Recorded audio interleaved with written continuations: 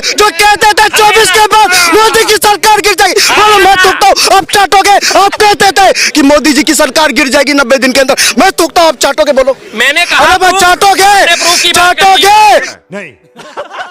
मैं कहूंगा अगर आप सबूत दे दे तो शर्मा जी बिल्कुल सबूत नहीं दे पाएंगे अपने बेटे का, मैं बिल्कुल स्पष्ट रूप से कहता हूँ नहीं दे पाएंगे। ऑन कैमरा सबके सामने कह रहा हूँ, कल उसका वोटर कार्ड लेके आऊंगा, लिस्ट लेके आऊंगा, अगर उसका डिलीटेड मिला तो मैं थूकूंगा, तुम चाटोगे। शर्मा जी 65 लाख वोट काटे गए, किसी 6 आदमी को लेके राहुल गांधी जी कोर्ट क्यों नहीं गए? ये बार बार कहते हैं कोर्ट क्यों नहीं आते, कोर्ट में जा ही नहीं सकते, उनके खिलाफ कोई एफआईआर। कोर्ट कह रहा है तुम आओ। अरे यार नहीं कह सकता सुप्रीम कोर्ट भी। सही बात है। 2023 अधिनियम चुनाव आयुक्त की जो है, इनके खिलाफ सुप्रीम कोर्ट क्या किसी भी कोर्ट में नहीं जा सकते। नहीं जा सकता। तुम चलोगे? आप चलोगे? हम चलते हैं साथ। मैंने बात करी है ज्ञानेश कुमार और उसके साथ के 2 जो सहायक आयुक्त है, इलेक्शन कमिश्नर है, उनके खिलाफ कहीं भी कोई भी मुकदमा नहीं दर्ज कराया जा सकता।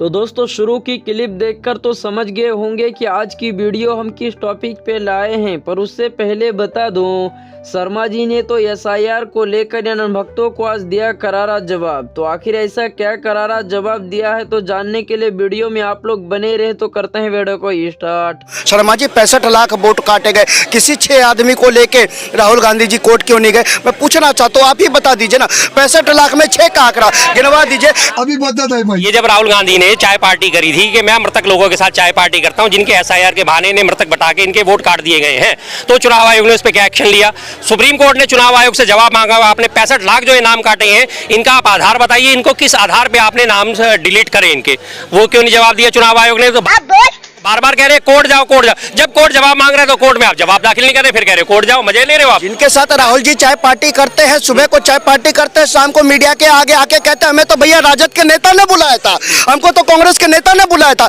हमारे पास कोई चिट्ठी नहीं है।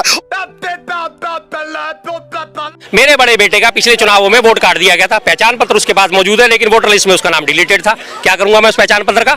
जब हम वहां पे उससे बनवाने गए पर्ची, भाई इलेक्ट्रॉल बॉल के हमारे बेटे की पर्ची बना, उसने देखा पर्चा पलटा, उसमें तो साफ साफ दिखा रहा था डिलीटेड। ये क्या हुआ? मैं कहा वोटर कार्ड तो ये रहा। सीटिंग करता है तो सत्ता के लिए, चुनाव के लिए, इलेक्शन के लिए, पार्टी के लिए किस तरह से भी अपने परिवार को ले। मैं कहूंगा अगर आप सबूत दे दे तो शर्मा जी बिल्कुल सबूत नहीं दे पाएंगे अपने बेटे का, मैं बिल्कुल स्पष्ट रूप से कहता हूँ नहीं दे पाएंगे। भाई साहब ने कहा कि अपने बेटे के वोट कटने का सबूत दिखा दो, वोटर आईडी कार्ड का सबूत दिखा दो। ऑन कैमरा सबके सामने कह रहा हूँ, कल उसका वोटर कार्ड लेके आऊंगा, लिस्ट लेके आऊंगा, अगर उसका डिलीटेड मिला तो मैं थूकूंगा, तुम चाटोगे। अरे भैया आप तो वो है जो कहते थे 24 के बाद मोदी की सरकार गिर जाएगी, बोलो मैं थूकता हूँ आप चाटोगे। बोलो मैं थूकता हूँ आप चाटोगे। अरे मैं आपको DS4 का वीडियो, मैं आपकी वीडियो दिखाऊंगा। आप कहते थे कि मोदी जी की सरकार गिर जाएगी 90 दिन के अंदर, मैं थूकता हूँ आप चाटोगे। बोलो मैंने कहा चाटोगे नहीं। मोदी की कसम खा के तो भारत की कसम खा के तो वोट चोरी हो रहा है। सुनिए, लिखवा लो, मैं उसका सबूत दूंगा। सबूत सुप्रीम कोर्ट में दो ना। हाँ क्यों दे रहे हो? कोर्ट किसके? ज्ञानेश कुमार के खिलाफ। ज्ञानेश के खिलाफ आपको पता है 2023 में 143 सांसदों को सस्पेंड करके अमेंडमेंट लाया गया था, नया अध्यादेश लाया गया था, जिसमें बिल पास कराया गया था क्या कि चीफ इलेक्शन कमिश्नर उसके साथ के 2 जो कमिश्नर हैं उनके खिलाफ ताजिंदगी जब तक वो सीट पे बैठे उनके ऊपर कोई एफआईआर नहीं हो सकती। रिटायर होने के बाद जब तक वो जिंदा रहेंगे उनके ऊपर किसी भी किस्म का कोई भी उनके फैसलों के खिलाफ मुकदमा नहीं चलाया जा सकता। जिसकी वोट लेके आज वो खुले खेल फरुखाबादी खेल रहे हैं, ये बार बार कहते हैं कोर्ट क्यों नहीं आते, कोर्ट में जा ही नहीं सकते, उनके खिलाफ कोई एफआईआर। कोर्ट कह रहा है तुम आओ। अरे यार नहीं कह सकता सुप्रीम कोर्ट भी। सही बात है। कोई भी मुकदमा उनके खिलाफ कहीं भी किसी भी अदालत में किसी भी पुलिस स्टेशन में दर्ज नहीं हो सकता।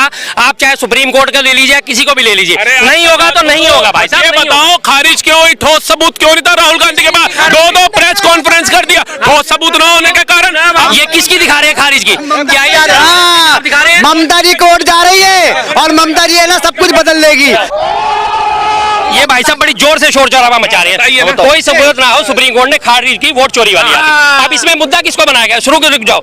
आयोग के वरिष्ठ अधिकारी ने कहा कि बिहार में फाइनल मतदाता सूची प्रकाशित होने अब तक किसी तरह की कोई अपील या आपत्ति नहीं आई है। जिसका नाम कटाना वो एफआईआर करा रहा है ना, चुनाव आयोग जा रहा है। राहुल गांधी को कैसे पता वोट चोरी हो रहा है? इस पूरी आर्टिकल में ज्ञानेश कुमार का नाम दिखा दो, लिख के देता हूँ। ज्ञानेश कुमार का नाम दिखा दो पूरे आर्टिकल में। बात गणेश कुमार के लिए बोला था या वोट चोरी के लिए मुद्दा था? बताइए, एसआईआर मुद्दा था। एक बंदे का आप नाम ही दे पाए कोर्ट के अंदर जिसका वोट चोरी हुआ है, इसका नाजायज नाम काटा है, एक बंदा पेश नहीं कर पाए और बात कर रहे हो।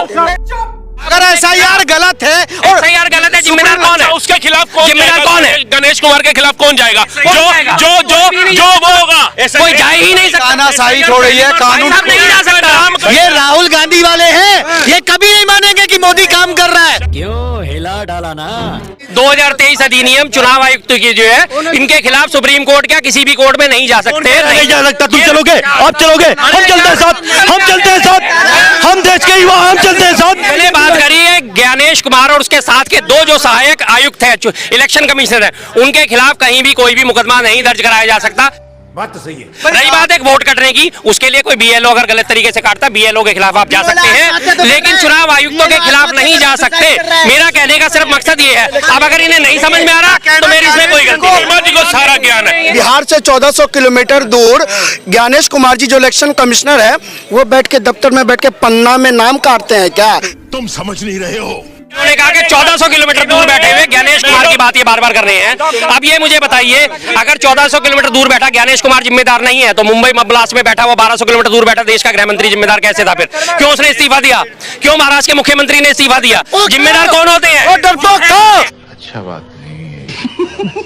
तो दोस्तों, जैसे कि इन अनुभक्तों ने कहा कि गणेश कुमार जी 1400 किलोमीटर दूर पर किसी का वोट काटने के लिए नहीं बैठे हुए हैं। तो दोस्तों, आप सभी को क्या लगता है? तो आप लोग अपना प्रतिक्रिया कमेंट बॉक्स में दीजिएगा।